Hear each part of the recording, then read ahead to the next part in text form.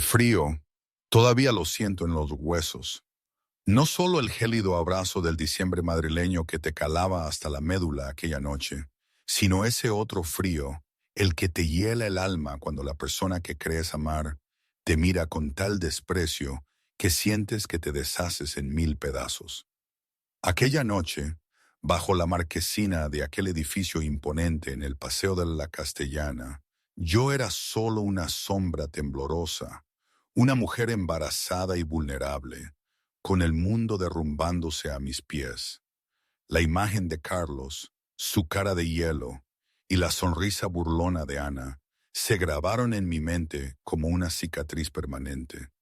Era una humillación pública, un abismo de soledad y desesperación. Pero ahora miro a mi pequeño, a mi Artie. Sus deditos se aferran a mi pulgar, su respiración suave en esta habitación de hospital, tan cálida y segura. Ya ha pasado tiempo, semanas, meses. Los días se mezclan como acuarelas borrosas desde que llegué aquí. Este olor a lavanda y sábanas limpias es el paraíso después de aquella tormenta. Mi padre, José, está sentado a mi lado, su mano fuerte y protectora sobre la mía.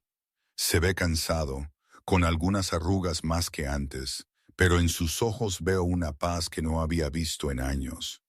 Está bien, María, estás a salvo, y el bebé también.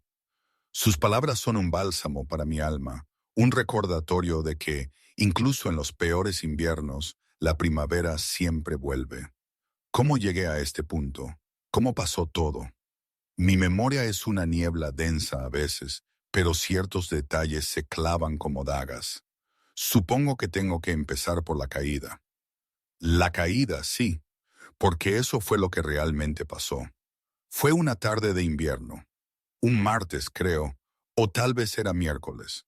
El frío se había colado por los ventanales del ático en la Castellana, a pesar de la calefacción a tope. Carlos estaba en su elemento, moviéndose por el salón con esa falsa seguridad de depredador. Ajustaba sus gemelos de platino, hechos a medida en Suiza, y se miraba en el reflejo de los ventanales que iban del suelo al techo. 32 años, el rostro de Dinámicas Estelar, una empresa inmobiliaria tecnológica a días de una fusión que lo convertiría en un milmillonario. Era guapo, sí, pero de esa forma que te hacía sentir que cada sonrisa era una transacción. Sus ojos, calculadores, fríos. Carlos. Mi voz era un susurro. Me dolía la espalda, el vientre tenso por los 7 meses de embarazo. Mi mano, casi por inercia, se posó sobre la protuberancia, buscando consuelo. Llevaba una Rebeca gris, simple, que ahora, al recordarlo, me parece tan ridícula en contraste con el mármol italiano y la ostentación de aquel salón. Parecía una extraña en mi propia casa. Su casa, diría él. Ni se giró, solo vi su reflejo. Te lo dije, María, tenemos invitados en 20 minutos, los miembros de la junta de Cefa Corp. ¿Por qué no estás vestida? Su voz monótona, desprovista de cualquier emoción que no fuera irritación. No, no puedo bajar, Carlos, gemí. Una punzada me atravesó la espalda. El médico dijo que mi presión arterial está subiendo. Necesito descansar. Si me quedo de pie mucho tiempo, me mareo. La verdad, no sé si me creía. Parecía que para él mis malestares eran una conspiración para estropearle sus planes. Finalmente se giró. Sus ojos. No había ni rastro de preocupación, solo asco. Recorrieron mis tobillos hinchados, mi cara pálida, la falta de maquillaje. Para él, yo no llevaba a su hijo. Llevaba un ancla. Siempre estás enferma, espetó, mientras se servía un whisky. El sonido del hielo contra el cristal resonó en el silencio, amplificando su desdén. ¿Sabes lo mal que se ve esto? Estoy a punto de cerrar el negocio del siglo. Y mi esposa parece una paciente de hospital. Se supone que debes encantarlos. Se supone que debes ser un activo. Me mordí el labio. Sentía la humedad en los ojos, pero me negué a dejar caer las lágrimas. Llevo a nuestro hijo, Carlos. Eso debería ser suficiente. No es suficiente, gritó, golpeando el vaso contra la mesa. El sonido retumbó, más fuerte que la lluvia que empezaba a azotar los ventanales. ¿Crees que este ático se paga solo? ¿Crees que lo pagas tú? Eras una camarera cuando te encontré, María. Una camarera. Te di una vida por la que la gente mata. Lo menos que puedes hacer es ponerte un vestido y sonreír. Me dolía el corazón. ¿Camarera? Sí, lo era porque quería sentirme útil. Quería ganar mi propio dinero antes de todo esto. Con él. Nuestro primer encuentro. De eso prefiero ni hablar ahora. Esos recuerdos, esos primeros meses se sienten tan lejanos, tan de otra vida. Parecía tan diferente entonces, tan encantador, tan ambicioso, tan... Bueno, me enamoré perdidamente. Y mi boda, una boda. Sí, claro. Ni recuerdo los detalles o quizás mi mente se niega a hacerlo. ¿Quién le pone atención a los detalles cuando el alma ya está vendida, o casi? Nunca le conté exactamente quién era mi familia.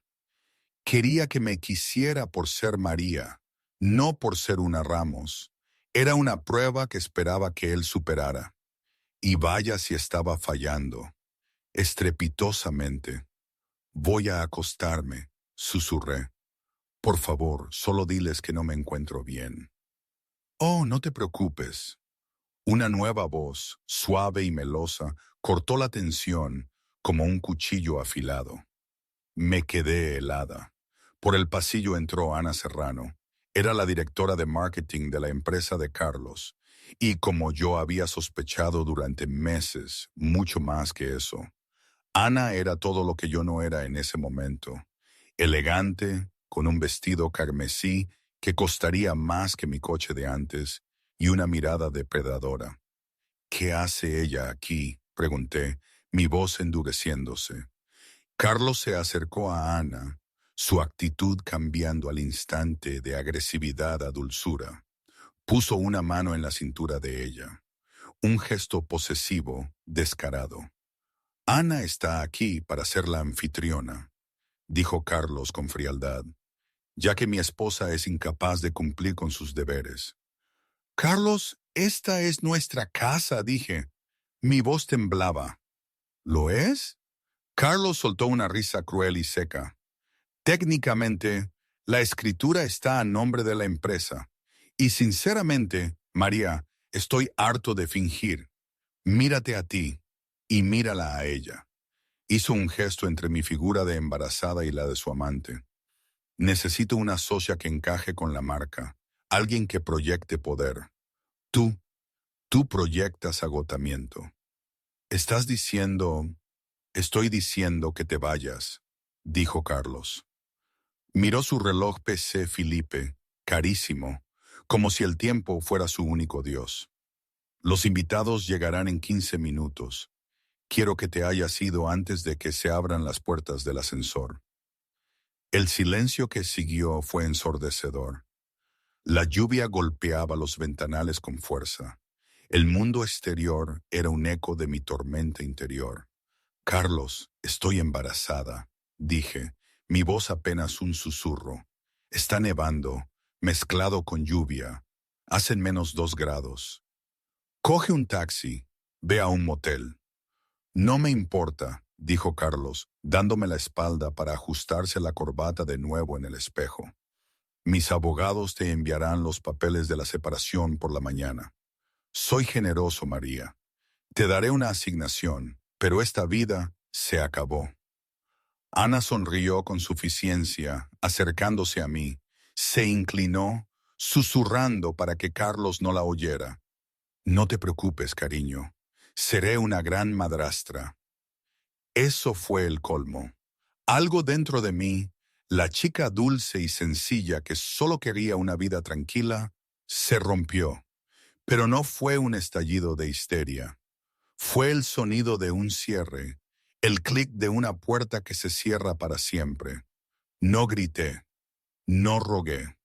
Miré la espalda de Carlos, luego la cara engreída de Ana. Enderecé mi columna a pesar del dolor en mi espalda. Está cometiendo un error, Carlos, dije.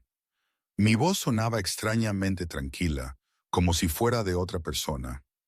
El único error que cometí fue casarme con una don nadie, replicó. Seguridad te escoltará si no estás fuera en 2 minutos. Me di la vuelta y caminé hacia el dormitorio. No hice una maleta, no tomé las joyas que él me había dado. Solo mi teléfono, mi cartera y el viejo y raído abrigo que tenía antes de conocerlo. Pasé junto a ellos, salí por la pesada puerta de roble y entré al pasillo.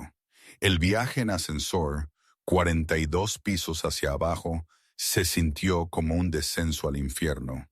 Pero a medida que los números bajaban, dejé de llorar. Me sequé la cara. Metí la mano en el bolsillo y saqué mi teléfono. Mis dedos se detuvieron sobre un contacto al que no había llamado en 3 años. El nombre en la pantalla decía simplemente, papá. Pulsé para llamar. Sonó una vez. María. Una voz grave y ronca respondió de inmediato. Era la voz de un hombre que, en los negocios, mandaba ejércitos. Papi. Se me quebró la voz por un segundo mientras las puertas del ascensor se abrían al frío y solitario vestíbulo de mármol. Tenías razón sobre él. La voz al otro lado cambió. Ya no era solo un padre, era un arma cargándose. ¿Dónde estás? En la acera frente al 432 del Paseo de la Castellana. Me echó. Está con Ana. Hubo un silencio en la línea, aterrador por su intensidad. ¿Está en el ático? Sí, tiene a la junta de Cefa llegando en 10 minutos. Quédate ahí. Mi chofer, Marcos, está a 3 manzanas. Va a recogerte. No te muevas. Papá, ¿qué vas a hacer? José Ramos, la cabeza de Ramos Global Holdings, el leviatán silencioso de la Bolsa de Madrid, habló en voz baja. Voy a recordarle a Carlos Domínguez que siempre hay un pez más grande. Aquí tengo que parar un momento. ¿De verdad pasó todo esto? Es que, pensándolo ahora, mientras miro a mi bebé dormir tan plácidamente, me parece, no sé, como una película, ¿no? Una película de esas de Hollywood, llena de venganza y drama, pero la verdad es que fue real. Fui yo la que estaba ahí, la que sentía ese frío cortante en la calle, la que escuchaba la voz de mi padre cargándose de ira. Y Carlos, ¿cómo pudo ser tan estúpido, tan ciego a todo lo que no fuera su propio reflejo y sus números? ¿De verdad creéis que la ambición puede consumir tanto a una persona que la deja vacía por dentro? Yo solía pensar que sí, pero no a este nivel.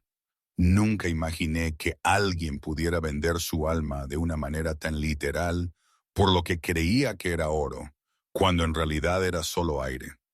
Parece mentira que estuviéramos juntos alguna vez. Bueno, volviendo a la historia. El calor de la suite de lujo en el Hotel Ritz, reservada siempre para mi padre, era un refugio. El aroma a sándalo y miel de la habitación me envolvía, pero yo seguía temblando. Marcos, el chofer de papá, me había traído. Tenía una vena protectora que no veía desde mi infancia. Mi padre, por otro lado, se había negado a subir. Su mirada al edificio, desde el Rolls Royce, había sido una promesa silenciosa y aterradora. María, cariño, soy el dueño del edificio, dijo con esa calma de tormenta que solo él tiene. Soy dueño del banco que le dio a Carlos su línea de crédito. Soy dueño de la empresa que asegura sus servidores. No necesito una invitación. Su beso en mi frente, frío por la lluvia, pero lleno de una furia contenida, Me había dado la única paz que podía sentir en ese momento. Te vas a poner bien, y ese pequeño también, me había susurrado, sus ojos clavados en la ventana del ático. Más tarde, cuando el doctor Harris me estaba revisando y mi padre ya se había cambiado, pude preguntarle con la poca voz que tenía.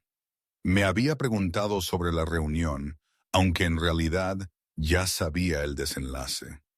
Me había llegado la noticia, a través de Marcos, de un desplome repentino en la bolsa que afectaba a Dinámicas Estelar. No sé, mi cabeza estaba demasiado nublada, pero sentía que el mundo se equilibraba. ¿Qué le hiciste, papá?, pregunté, sintiéndome culpable a pesar de todo el dolor. Aunque odiaba a Carlos en ese momento, la venganza no era mi naturaleza. Mi padre me miró, y aunque su voz era tranquila, sus ojos ardían. Solo ajusté las cuentas, cariño. No te preocupes por él es el pasado. Este pequeño, asintió hacia mi vientre, es el futuro. La confrontación en el ático, no estuve allí, obviamente, pero me la puedo imaginar, la puedo sentir. Mi padre me la contó después, con detalles, aunque yo creo que suavizó un poco lo más brutal para no preocuparme. Para mí, el momento clave fue la entrada de mi padre en aquel salón. Marcos me había contado cómo le había visto subir al ascensor, empapado, con la mirada de un ángel vengador. Imagino a Carlos, sonriente, brindando con Ana y los ejecutivos de Cefa Corp, su móvil vibrando una y otra vez con llamadas de Miguel, su director financiero, ignorándolas porque él siempre ha creído que es el centro del universo y el mundo debe esperar por él. Los murmullos de Ana, su sonrisa de víbora, y de repente las luces parpadean, la música se corta, el silencio, y ese ding del ascensor privado, un ding que no estaba autorizado, y ahí aparece mi padre, goteando con el pelo pegado a la frente, pero erguido, su traje empapado, pero sin una arruga en su determinación. La mirada de Carlos, primero de confusión, luego de fastidio. ¿Puedo ayudarle?, preguntó, esa voz cargada de superioridad. Esto es una residencia privada. Mi padre me lo dijo él, ni lo miró. Caminó directamente hacia el ejecutivo de Cefa, el señor Henderson, quien empalideció al reconocerlo. Imagino la escena, la caída de la copa de champán de Ana, el cristal esparciéndose por el suelo de mármol, pero nadie moviéndose, como si el tiempo se hubiera detenido. Intruso, repitió mi padre, mirando a Carlos por primera vez. Esa es una palabra interesante. Normalmente, el intruso es el que no paga la hipoteca. Carlos riendo con incredulidad. Yo soy el dueño de este lugar. Tienes una hipoteca, lo corrigió mi padre. Una hipoteca que posee el Banco Centurión Privado. Yo soy el Banco Centurión Privado. Silencio. La cara de Carlos, la imagen de un hombre descompuesto. Mi padre sacó el papel de su bolsillo, húmedo pero legible. Eso es una reclamación de tu deuda, Carlos. Cláusula 4, sección B, cláusula de comportamiento y riesgo reputacional. Reclamamos el importe total del préstamo. 42 millones de euros, pagaderos de inmediato. Carlos gritando, «¡Estás loco! ¡No puedes hacer eso! Tengo 30 días.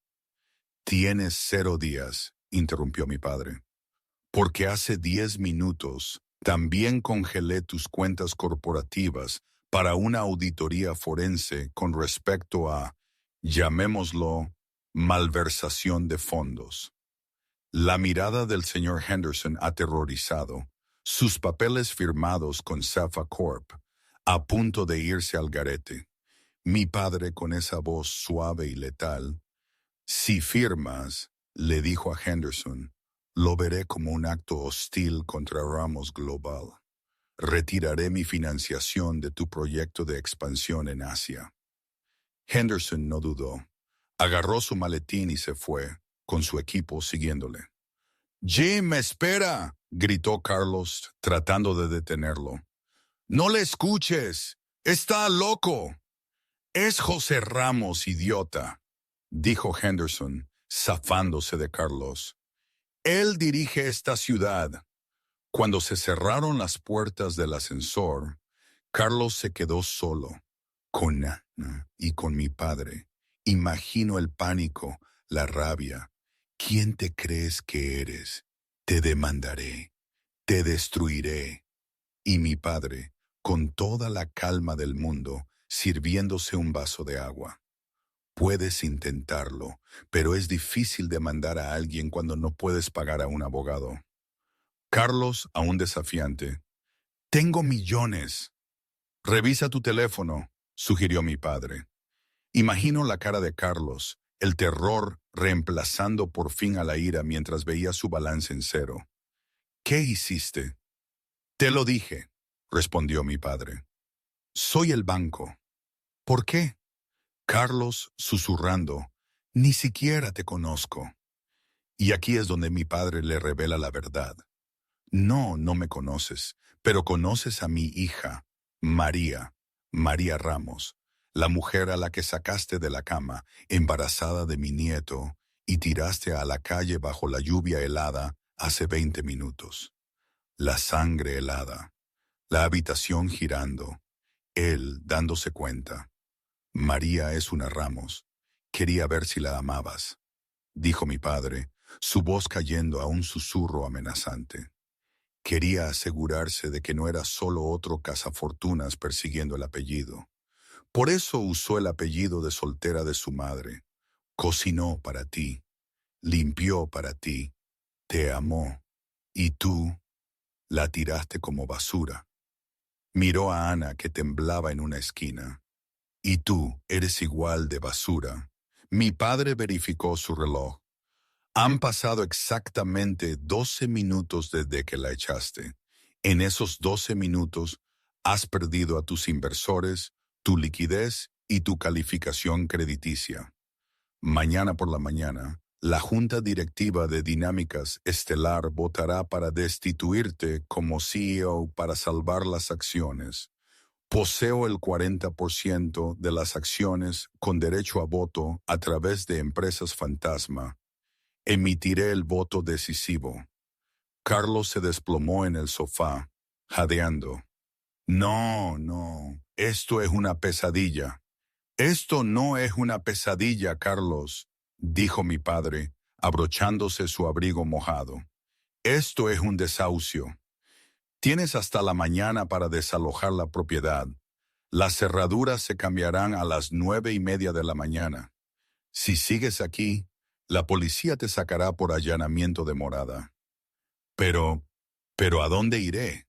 Carlos tartamudeó, las lágrimas rodando por su rostro. «Este es mi hogar». Mi padre sonrió una última sonrisa fría.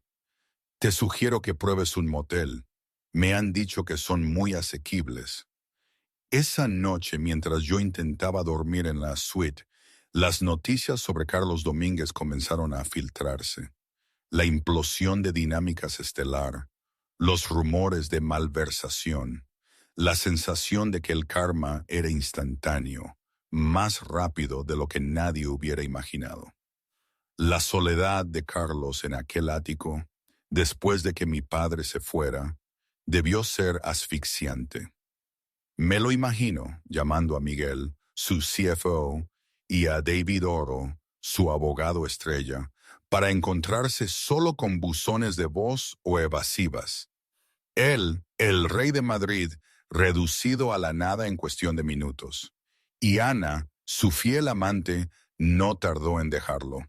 «¿Eres un pasivo, Carlos?», me contó mi padre que ella le había dicho, con una frialdad que hasta a mí me sorprendió. «Si me quedo, Vance vendrá por mí también». Se fue, dejándolo solo, el espejo roto de su imagen de éxito. Me lo había buscado él solito, ¿verdad? Aunque en mi corazón, por un breve instante, sentí un matiz de pena, no por él en sí, sino por la humanidad perdida en su interior. Pero la vida es como una de esas pelusas que se pegan a la ropa, siempre vuelve a aparecer.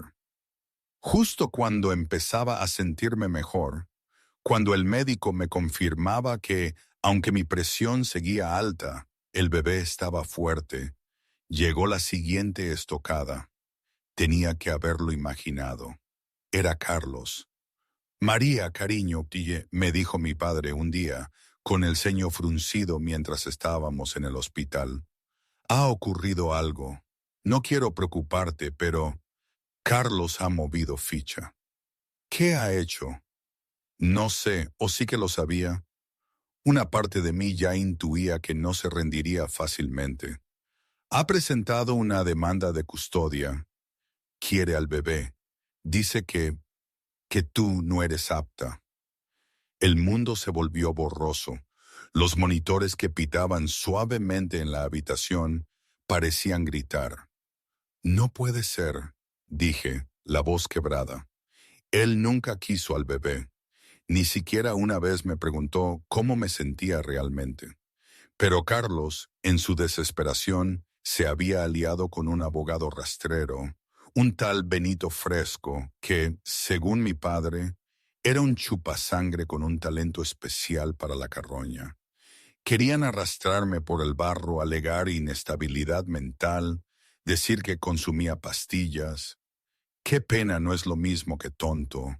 Eso lo aprendió mi padre hace años.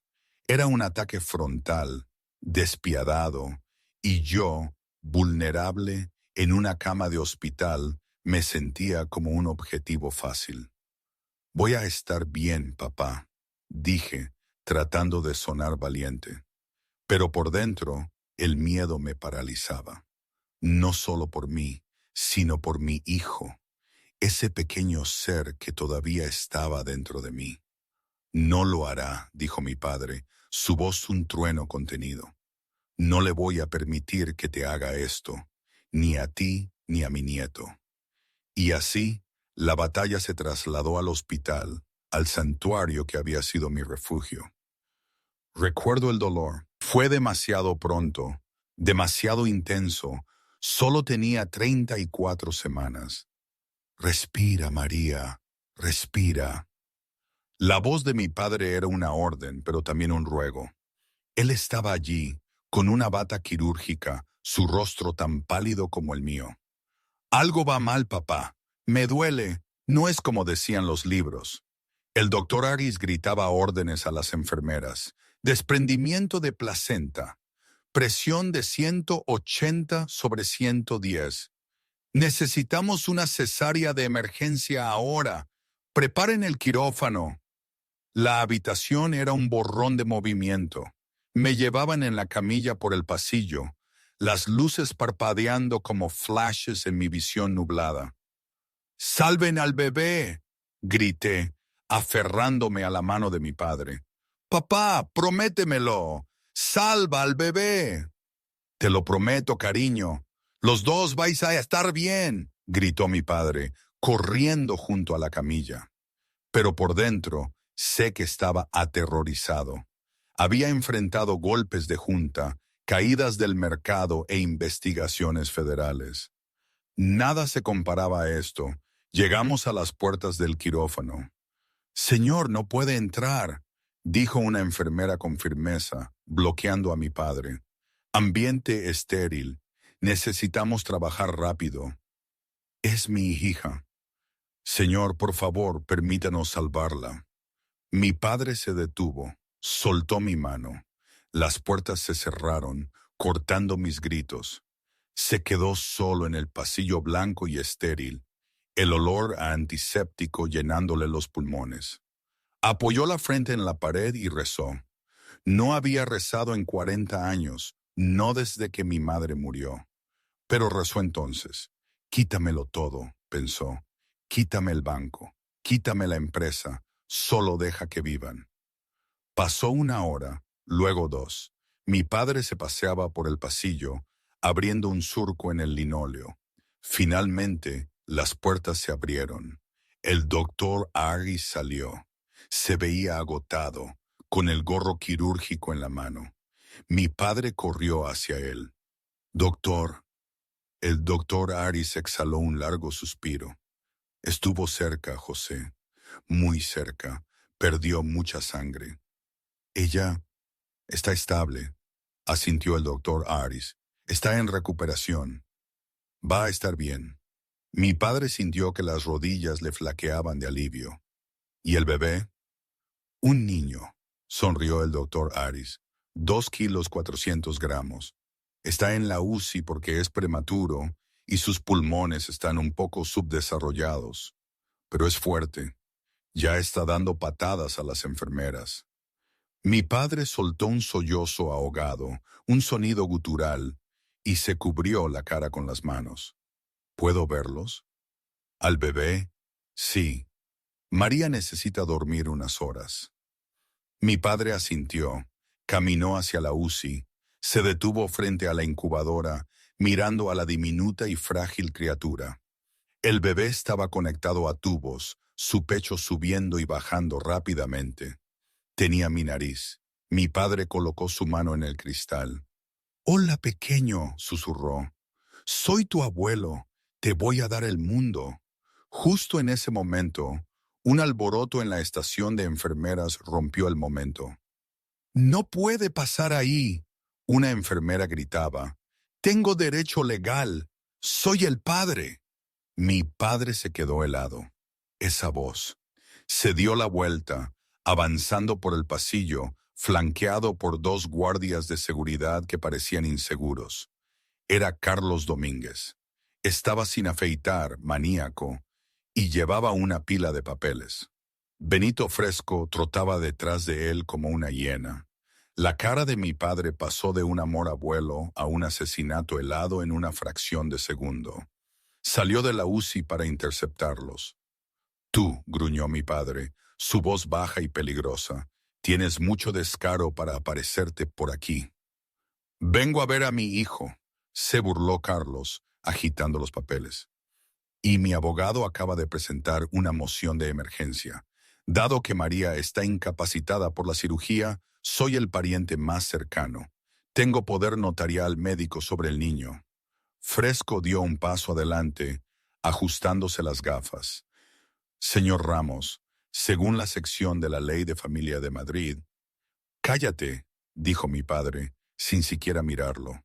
Mantuvo sus ojos fijos en Carlos. «Tú no quieres a tu hijo, Carlos. Ni siquiera sabes su nombre. ¿Qué quieres?»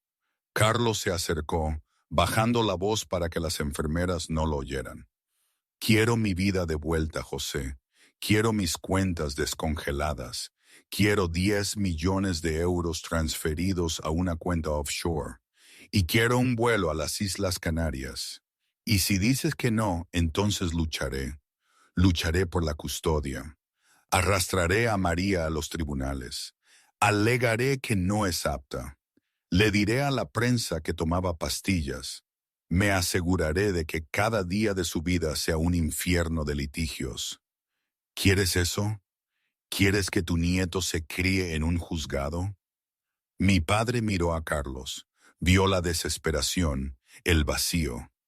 «Me estás chantajeando con la vida de un recién nacido», dijo mi padre en voz baja. «Estoy haciendo negocios», se encogió de hombros Carlos. «Tú me enseñaste eso, ¿no? Siempre hay un pez más grande». «Bueno, ahora soy la piraña y voy a dar un mordisco». Mi padre miró a la incubadora a través del cristal, luego de nuevo a Carlos. Se metió la mano en el bolsillo y sacó su teléfono. «Está bien», dijo mi padre. «Ganas tú». Los ojos de Carlos se abrieron de par en par. «¿En serio?» «Transferiré el dinero», dijo mi padre. 10 millones, pero renuncias a tus derechos parentales permanentemente. Hoy. «Hecho», dijo Carlos rápidamente. Demasiado rápido. Mi padre marcó un número. «Marcos, trae el coche y llama al equipo legal. Necesito un acuerdo de conciliación redactado en 10 minutos. Sí, tráelo al hospital. Colgó. Miró a Carlos con una expresión extraña. No era de derrota, era otra cosa, algo más oscuro. Nos vemos en el vestíbulo en 20 minutos, dijo mi padre. Firma los papeles, coge tu dinero y desaparece. Un placer hacer negocios contigo, Josete, se burló Carlos. Se dio la vuelta y chocó los 5 con Fresco.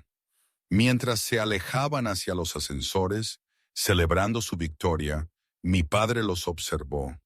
No estaba derrotado, solo estaba moviendo el campo de batalla a un lugar donde la ley ya no podría proteger a Carlos Domínguez.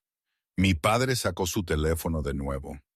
Marcó un número que no estaba en su lista de contactos, un número que había memorizado de una vida que dejó atrás hace 30 años. ¿Hola? Una voz respondió con un fuerte acento ruso. Yuri, dijo mi padre. Soy Ramos. Necesito un favor. Uno gordo. Vosotros, ¿qué habríais hecho en su lugar? ¿Creéis que hay un precio para la paz? ¿O hay cosas que no se negocian? Mi padre, supongo, decidió que el bienestar de mi hijo y mío no tenían precio. La sala de conferencias del Hospital La Paz olía a limón y a café frío. Era un terreno neutral, pero la atmósfera era cualquier cosa menos neutral. Mi padre estaba sentado a la cabecera de la mesa de caoba. No se había cambiado de ropa en 24 horas. Su barba plateada asomaba y tenía los ojos enrojecidos, pero se sentaba con la postura de un rey en su trono. A su lado, su abogada personal, una mujer de ojos afilados llamada Rebeca Piedra, conocida en los círculos legales de Madrid como la guillotina. Al otro lado de la mesa, Carlos Domínguez. Se veía maníaco, vibrando con una mezcla de agotamiento, adrenalina y codicia. Golpeaba los dedos en la mesa, mirando su reloj cada 30 segundos. A su lado, Benito Fresco sudaba a través de su traje barato, luciendo como un hombre que de repente se había dado cuenta de que estaba nadando con tiburones. La documentación está lista, dijo Rebeca Piedra, su voz cortando el silencio como un bisturí. Deslizó un documento grueso por la mesa. Esto es una renuncia voluntaria a los derechos parentales. Establece que usted, Carlos Domínguez, cede irrevocablemente toda la custodia legal, visita y poderes de decisión con respecto al niño nacido de María Ramos. También incluye una orden de alejamiento que le impide acercarse a menos de 500 pies de María o del niño indefinidamente. Carlos ni siquiera lo leyó, solo miró a mi padre. ¿Y el dinero?, preguntó Carlos. ¿10 millones de euros? 10 millones, dijo mi padre, su voz desprovista de emoción. Transferidos al número de cuenta que proporcionaste en las Islas Canarias. Tan pronto como firmes, presionó el botón. Carlos sonrió. Era una vista grotesca. Veo que eras un hombre razonable, José. Los negocios son los negocios. Esto no son negocios, dijo mi padre suavemente. Esto es una transacción. Estoy comprando la seguridad de mi nieto a un depredador. Llámame como quieras, se encogió de hombros Carlos, cogiendo el bolígrafo. Soy el que se va con 8 cifras. Voy a empezar de nuevo. Voy a construir algo más grande que Dinámicas Estelar, y no tendré un mocoso llorón o una esposa enferma reteniéndome. Mi padre ni parpadeó, solo observó el bolígrafo. Carlos firmó su nombre con una rúbrica. Carlos J. Domínguez. Empujó los papeles hacia atrás. Hecho. Págame. Mi padre asintió a Rebeca. Ella verificó la firma, la notarió con su sello y colocó la carpeta en su maletín. Mi padre sacó su teléfono.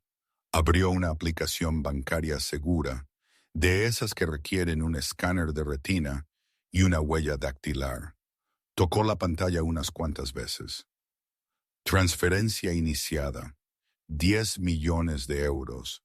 Destinatario, cuenta Cayman Sovereign Trust, Dara, en el 42. Enviado, dijo mi padre. Carlos comprobó su teléfono. Un momento después sonó una notificación. La abrió y rió a carcajadas. ¡10 millones! Carlos respiró, mirando la pantalla. «Estoy de vuelta». Se levantó, ajustándose su chaqueta arrugada. «Bueno, José, dale mis saludos a María. Dile, en realidad, no le digas nada. No me importa». «Carlos», dijo mi padre. Carlos se detuvo en la puerta. «¿Qué?» Mi padre se levantó lentamente. Caminó hacia la ventana, mirando el gris horizonte de Madrid. «¿Conoces la historia de Judas?», preguntó mi padre. Carlos rodó los ojos. «Ahórrame la lección de catequesis».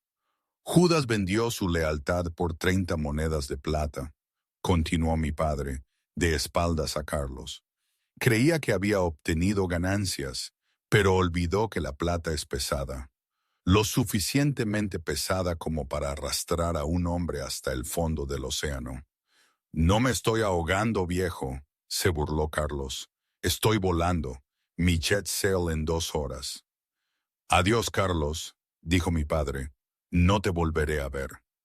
Carlos y Fresco salieron, sus risas resonando por el pasillo.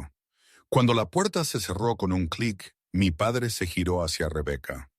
«¿El otro asunto está resuelto?», preguntó. Rebeca asintió, aunque parecía incómoda. «La transferencia se realizó. Pero José, ¿sabes quién es el dueño de ese banco en las Canarias? Esa sucursal en particular.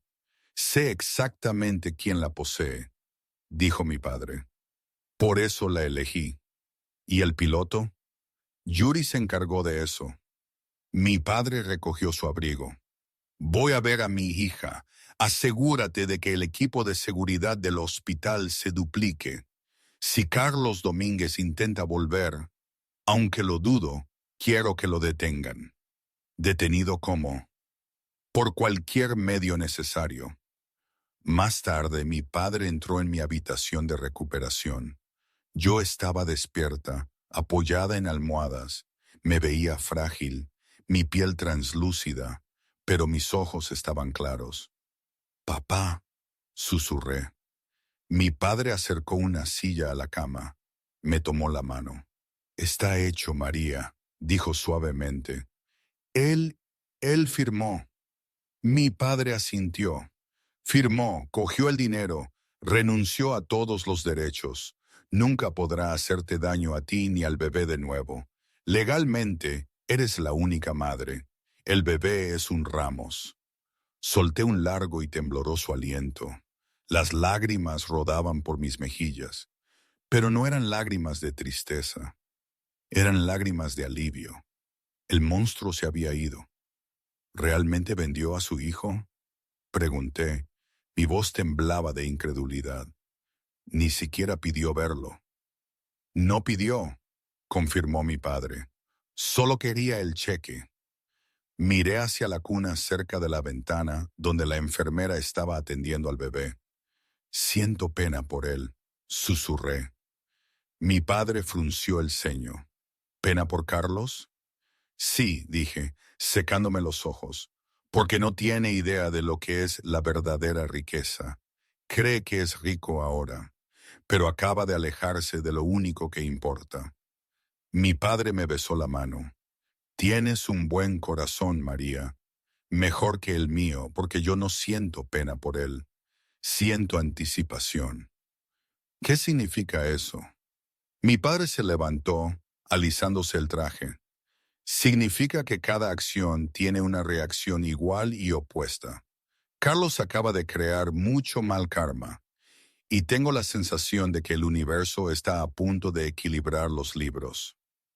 Han pasado meses desde aquella noche. Mi hijo, Artie, mi pequeño Artie, cumplió 1 año hace poco. Lo celebramos en un rincón tranquilo del Parque del Retiro, bajo los cerezos en flor. Mi padre, el hombre cuyo susurro puede hacer caer la bolsa, Estaba sentado con las piernas cruzadas en una manta de picnic, con un ridículo sombrero de fiesta de papel, riendo mientras Artie le untaba tarta de chocolate por toda la cara. «Tiene tu apetito, papá», le dije sonriendo, mientras limpiaba la mejilla del bebé. «Me siento radiante». La mujer pálida y temblorosa que fue arrojada a la lluvia ya no existe. En su lugar está la fundadora segura de sí misma de la Iniciativa Ramos, una organización sin fines de lucro que ayuda a madres en crisis. Convertí mi trauma en un escudo para otras. Mi padre le entregó un sonajero al bebé. «Vi a una vieja amiga tuya hoy», dijo casualmente. «¿Ana Serrano?» No me inmuté. «Oh, solicitó un puesto junior de ventas en una de nuestras filiales, con su apellido de soltera», dijo mi padre, una sonrisa seca asomando a sus labios. «Parece que su reputación es radioactiva en esta ciudad. Ha estado saltando entre trabajos temporales durante un año. ¿La contratasteis?» Recursos Humanos rechazó la solicitud. «Algo sobre problemas de carácter», dijo mi padre, encogiéndose de hombros. Miré a mi hijo sintiendo una profunda sensación de paz. Ana era un fantasma. Ya no importaba. «¿Y él?», pregunté en voz baja. No pronuncié el nombre, pero el aire se volvió denso. Mi padre se puso de pie, sacudiéndose la hierba de los pantalones de su traje a medida. Miró hacia el horizonte. «Recibí un informe de la región de Oymyakon ayer. Siberia. Hay un hombre trabajando en un campamento maderero remoto cerca del aeródromo. Corta leña 12 horas al día a cambio de guiso enlatado y una litera cerca del fuego. No tiene pasaporte, ni teléfono, ni salida». «¿Así que está vivo?», dije. «Está sobreviviendo», corrigió mi padre. «Tiene mucho tiempo en el silencio de la tundra para pensar en el cálido ático, el whisky y la familia que tiró por una cuenta bancaria que nunca existió». Asentí lentamente. Vi al pequeño Artie perseguir una mariposa, su risa resonando como una campana. «¿Él sabe de Artie?» «No», dijo mi padre con firmeza. «Para Carlos Domínguez somos solo un sueño del que despertó. Él eligió su camino». Mi padre volvió a sentarse y me rodeó con un brazo. Observó cómo la luz del sol se filtraba entre los árboles, iluminando a las dos personas que más quería en el mundo. «Sabes, María», dijo mi padre, con la voz cargada de emoción, «durante 40 años pensé que la riqueza era lo que guardaba en la bóveda del Banco Centurión. Pensé que era influencia, pensé que era miedo». Besó la parte superior de la cabeza del pequeño Artie. «Pero estaba equivocado», susurró mi padre, «sentado aquí, viéndolo crecer, viéndote a ti a salvo. Esta es la única fortuna que importa. Y a diferencia del dinero, nadie puede robarme esto». Apoyé mi cabeza en su hombro. «Por fin somos libres, papá». «Sí», respondió mi padre, sonriendo mientras el sol se ponía sobre la ciudad. «Somos las personas más ricas del mundo. Y esa es mi historia. La historia de Carlos Domínguez, un hombre que tuvo un diamante en la mano y lo cambió por un puñado de nieve. Carlos creía que el poder era estatus y saldos bancarios.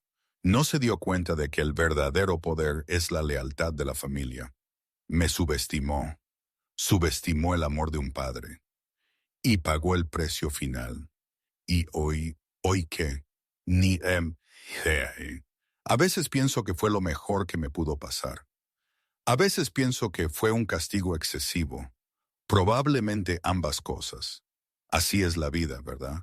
Nada es definitivo. Nada es perfecto. Pero es mi vida y la de mi hijo. Y la estamos construyendo juntos, con el apoyo de mi padre, pieza a pieza, en esta España donde la lealtad de la sangre aún significa mucho. Me siento agradecida Pero también sé que la vida es compleja y que las cicatrices, aunque invisibles, siempre están ahí para recordarte lo que te hizo